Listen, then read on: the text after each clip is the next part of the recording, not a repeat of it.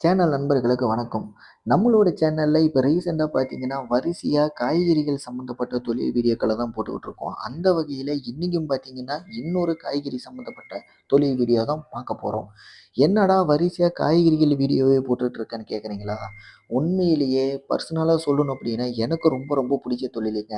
ஏன்னா, காய்கறிகள் தொழில் பொறுத்தவரைக்கும் பார்த்தீங்க அப்படின்னா, இப்ப நீங்க வீடியோல பார்க்கும்போதே உங்களுக்கே புரிஞ்சிருக்கும். இத்தன லாரிகள்ல பார்த்தீங்க அப்படின்னா, ஒவ்வொரு லாரியிலுமே ஒரு ஒரு பொருள் இருக்கிற ஒரு ஒரு மூட்டைய தான் நீங்க பார்க்க முடியும். இது எல்லாமே பார்த்தீங்க அப்படின்னா, நேரடியா விவசாயிகள்கிட்ட வாங்கிட்டு வந்து, ஒரு மிகப்பெரிய காய்கறி மார்க்கெட்ல ஏலத்துக்கு விடுறத தான் நீங்க கண்ணு முன்னாடி பார்த்துக்கிட்டு இருக்கீங்க. என்ன பொறுத்தவரைக்கும் நம்மளோட சேனல் நண்பர்கள் ஒரு சிலர் வந்து, காய்கறிகளை எங்க வாங்குறது? அதாவது இந்த மாரி மார்க்கெட்ல வாங்குறதா? இல்ல நேரடியா விவசாயிகள்கிட்ட வாங்குறதா? அப்படின்னு சொல்லிட்டு பல பேர் பல கேள்விகள கேட்டிருந்தாங்க.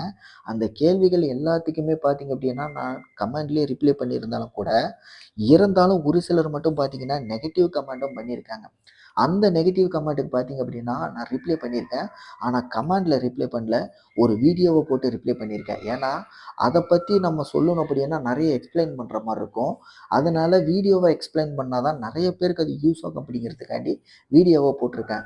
அத நீங்க பார்க்கணும் அப்படின்னா, அந்த நெகட்டிவ் கமெண்ட்டுக்கான ரிப்ளை வீடியோவோட லிங்க்க கீழ டிஸ்கிரிப்ஷன்ல குடுக்குறேன். 2 வீடியோ போட்டிருப்பேன். அந்த 2 வீடியோவையும் கிளிக் பண்ணி பாருங்க. உங்களுக்கு பிடிச்சிருக்கு, அந்த எக்ஸ்ப்ளனேஷன் உங்களுக்கு சரின்னு பட்டுச்சு அப்படின்னா, உங்களோட கருத்துக்கள அதில தெரியப்படுத்துங்க. அதே மாரி நீங்க ஒருத்தர் கமெண்ட் பண்றீங்க அப்படின்னா, நான் கண்டிப்பா உங்களுக்கு நான் ரிப்ளை பண்ணுவேன். ஏன்னா, அது என்னோட கடமை. என்னோட வீடியோவுக்கு நீங்க ஒரு கமெண்ட் பண்ணும்போது, உங்களுக்கு ரிப்ளை பண்ண வேண்டியது என்னோட வேலையும், கடமையும் கூட. அந்த மாரி நான் ரிப்ளை பண்றேன்.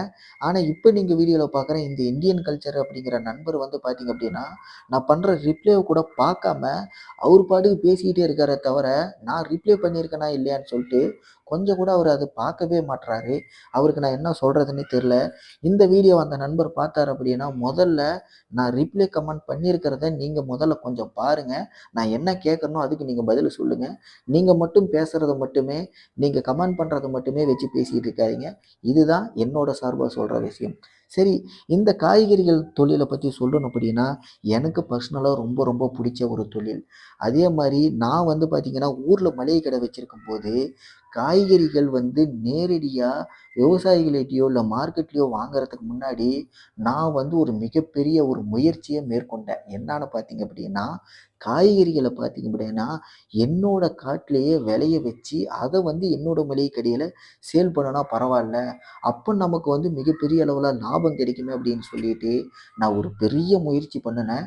அந்த முயற்சியில பார்த்தீங்க அப்படின்னா, நான் தோத்து தான் போனேன். ஏன்னா, எனக்கு வந்து அந்த காய்கறிகள விளைய வச்சு, அதுல கிடைச்ச விளைச்சலோ, லாபமோ பார்த்தீங்கன்னா, ரொம்ப ரொம்ப கம்மி தான். ஆனா, அந்த டைம்ல நான் ஒரு விஷயத்த நான் ரொம்ப நல்லாவே புரிஞ்சுக்கிட்டேன். என்னன்னா, காய்கறிகள விளைய வச்சு அத சேல் பண்றது அப்படிங்கிறது மிகப்பெரிய ஒரு சவாலான ஒரு விஷயம் தான். இந்த மாரி நீங்க வீடியோல இப்ப நீங்க பார்க்குறீங்கல்ல, இது எல்லாமே பார்த்தீங்கன்னா, ஒவ்வொரு வண்டியிலுமே ஒவ்வொரு பொருளு தான் இருக்கும். உதாரணத்துக்கு முட்டைக்கோசு, கேரட்டு, பீட்ரூட்டு, உருளைக்கிழங்கு, வெண்டைக்காய், கத்திரிக்காய் இந்த மாரி ஒவ்வொரு காயுமே தனித்தனியா ஒவ்வொரு வண்டியில ஒவ்வொரு லோடா இருக்கும். இது எல்லாமே எப்படி விளைச்சல் பண்றாங்க அப்படின்னா, ஒரு விவசாயி எடுத்துக்கிட்டீங்கன்னா, வெண்டைக்காய் மட்டும் தான் பண்ணுவாரு. உருளைக்கிழங்கு மட்டும் தான் பண்ணுவாரு. கேரட்டு, பீன்ஸ் இந்த மாரி தனித்தனியா ஒரு காய் மட்டும் தான் பயிரிட்டு, அத மட்டும் தான் பார்த்தீங்கன்னா, ஃபுல் விவசாயமாவே விளைச்சல் எடுப்பாங்க. அந்த மாரி இருக்கிற விவசாயிகள் இருந்து நேரடியா இந்த மாரி இப்ப நீங்க வீடியோல பார்க்குற இந்த புரோக்கர்கள் பார்த்தீங்கன்னா என்ன பண்றாங்கன்னா, மொத்தமா ஒரு லோடு வாங்கிக்கிறாங்க. அத கொண்டு வந்து இந்த மாரி காய்கறிகள் மிகப்பெரிய மார்க்கெட்ல வந்து மொத்தமா ஏலத்துக்கு விடுறதோ, மிகப்பெரிய சூப்பர் மார்க்கெட்காரங்கலாம் என்ன பண்ணுவாங்க அப்படின்னா, 5 மூட்டை, 10 மூட்டை அப்படின்னு சொல்லிட்டு மூட்டை கணக்குல தான் வந்து இந்த மாரி இடங்கள்ல தான் வாங்குவாங்க. இப்ப இந்த இடத்துல வாங்குறனால ஒரு கிலோவோட விலையே எவ்வளோ வருது அப்படின்னா, உதாரணத்துக்கு குறைந்தபட்சம் ரூ. 20, ரூ. 15, ரூ. 30 நம்ம கடையில ரூ. 100, ரூ. 120, ரூ. 150 போட்டு வாங்குற பொருள்கள் எல்லாமே, இந்த மாரி இடங்கள்ல பார்த்தீங்கன்னா, அதனோட விலை ரொம்ப ரொம்ப கம்மியா தான் இருக்கும். அப்ப இந்த இடத்திலேயே கம்மியா இருக்கு அப்படின்னா, அப்ப விவசாயிகள் கிட்ட பார்த்தீங்க அப்படின்னா, இன்னும் விலை கம்மியா தான் இருக்கும். ஆனா வேற வழி இல்ல. அரசு சார்புல பார்த்தீங்க அப்படின்னா, ஒரு விலை நிர்ணயம் இருக்கு. அந்த விலை நிர்ணயம் பார்த்தீங்க அப்படின்னா, விவசாயிகளுக்கு இவ்வளோ தான் வரும். இதே வந்து கிலோ கணக்குல விக்கும்போது அவங்களுக்கு வந்து அது ரொம்ப கம்மியா இருக்கிற மாரி தான் தெரியும்.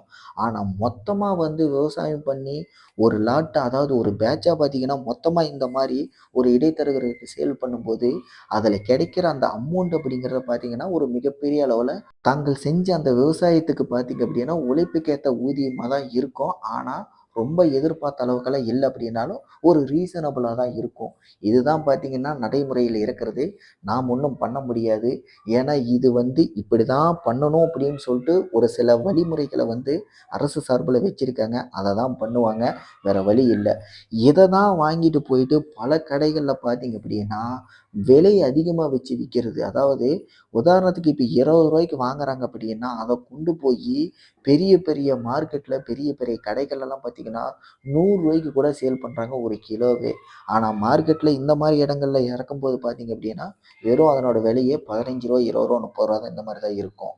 அதாவது நெறைய பேர் பார்த்தீங்கன்னா என்ன நெனைக்கிறாங்க, மார்க்கெட்ல வாங்கணும், இல்ல அப்படின்னு நேரடியா விவசாயிகள்ட்ட இருந்து வாங்கலாம் அப்படின்னு சொல்லிட்டு. ஆனா, நேரடியா விவசாயிகள்கிட்ட நெறைய பேரால வாங்க முடியாது.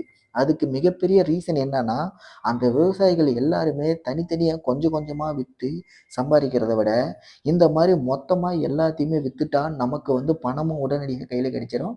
அதே மாரி நம்மளோட பொருளும் மொத்தமா வெளிய போயிரும் அப்படின்னு தான் எல்லாருமே நினைப்பாங்களே தவிர, அதனால தான் நம்மளால லோக்கல்ல பார்த்தீங்க அப்படின்னா, எங்கேயுமே நேரடியா விவசாயிகள்கிட்ட வாங்க முடியல. ஆனா, ஒரு சில விவசாயிகள் பார்த்தீங்க அப்படின்னா என்ன பண்ணுவாங்கன்னா, இந்த மாரி வார சந்தைகள் நம்ம ஊர்ல கிராமங்கள்ல நெறைய இடங்கள்ல இருக்கும்.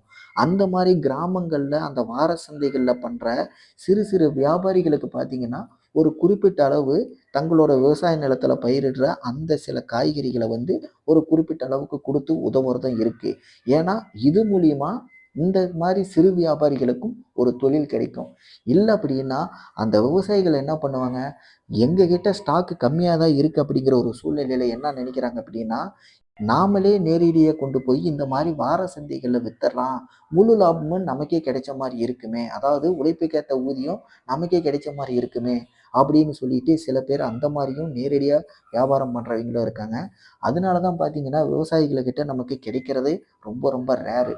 இதே வந்து பெரிய லெவல்ல விவசாயம் பண்றவைங்க, இந்த மாரி மொத்தமா பார்த்தீங்க அப்படின்னா, இடைத்தரகர்களுக்கு சேல் பண்ணிர்றாங்க.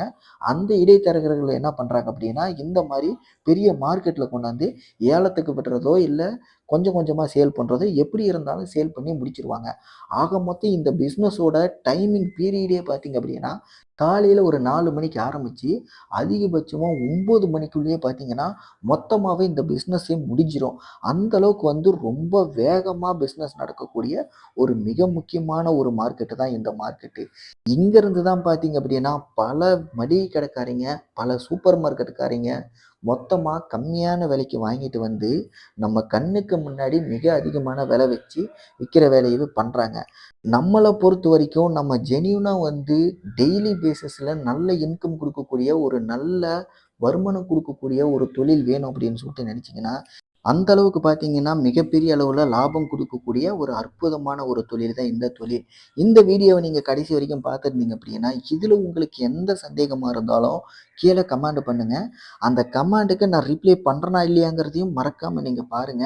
சில பேர் அத பார்க்கிறதே இல்ல. இதே மாரி பிசினஸ் வீடியோஸ் உங்களுக்கு வேணும் அப்படின்னா, நம்மளோட சேனலையும் சப்ஸ்கிரைப் பண்ணுங்க. நம்மளோட வீடியோக்கள் உங்களுக்கு பிடிச்சிருக்கு அப்படின்னா, லைக் பண்ணுங்க. உங்களோட நண்பர்களுக்கும் ஷேர் பண்ணுங்க. இதே மாரி அடுத்து இன்னொரு பிசினஸ் வீடியோவுடன் உங்கள சந்திக்கிறேன். நன்றி, வணக்கம்.